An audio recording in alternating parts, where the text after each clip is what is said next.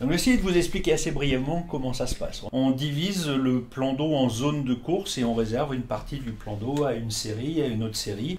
Un parcours comme un parcours olympique, dit olympique pour les séries, on a une référence, c'est l'axe du vent. À chaque fois, ça va être par rapport à l'axe du vent qu'on va positionner des marques. Ces marques, ça va être une ligne de départ qui va se situer entre deux bateaux face au vent.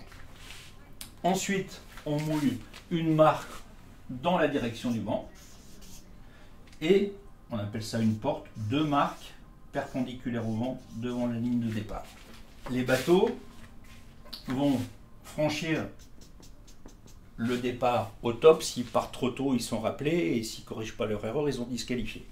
Donc ils partent, face au vent, on ne peut pas aller tout droit, donc ils vont partir comme ça ou comme ça, comme ça. C'est tout le bord, quand on parle de tactique, c'est que le vent il n'est jamais pile poil là, il tourne un petit peu. Donc les bateaux remontent au vent jusqu'ici. Ici, ils abattent, ils redescendent en direction de la porte là.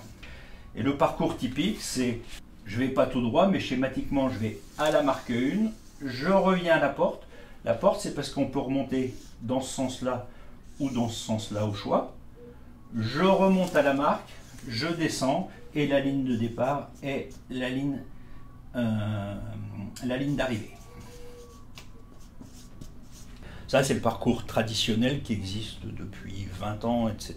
Les IQ foil, les planches à voile peuvent avoir des parcours slalom. Donc, on a toujours une référence qui est le vent.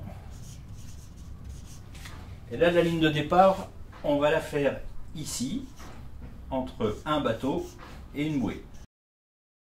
Et là, on va mettre des marques depuis la ligne de départ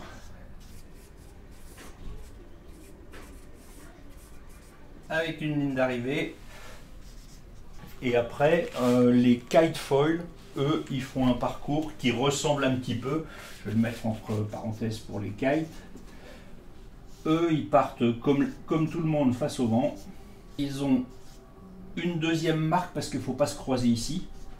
Et eux, ils descendent et ils finissent par un bord presque travers au vent. C'est là où les kites vont plus vite et eux, ils dépassent encore en vitesse les IQ foil.